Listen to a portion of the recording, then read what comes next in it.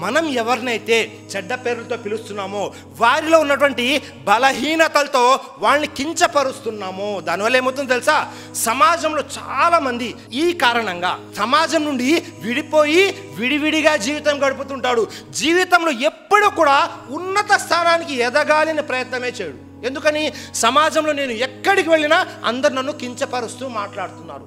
ఇలా మనము వారిని ఎలాంటి నొప్పి బాధ లేకుండా చంపేస్తున్నాము సోదరులారా. వీరినే సైలెంట్ కిల్లర్ అంటూ ఉంటారు. నిశ్శబ్దంగా మనం హతమారుస్తున్నాము. ఒక వ్యక్తి యొక్క వ్యక్తిత్వాన్ని పూర్తిగా నాశనం చేసేస్తున్నాము. అతనిలో నిరాశని నిస్పృహని నింపేస్తూ ఉన్నాము. మనము మన నోటి ద్వారా చెడ్డ పేర్లతో పిలవడం ద్వారా వారి యొక్క లోపాలను ఎంచడం ద్వారా సమాజానికి నష్టం చేకూరే వారిలా తయారు చేస్తున్నాం. కాబట్టి ఎప్పుడూ కూడా మనం వేరే వారిని కించపరచకూడదు.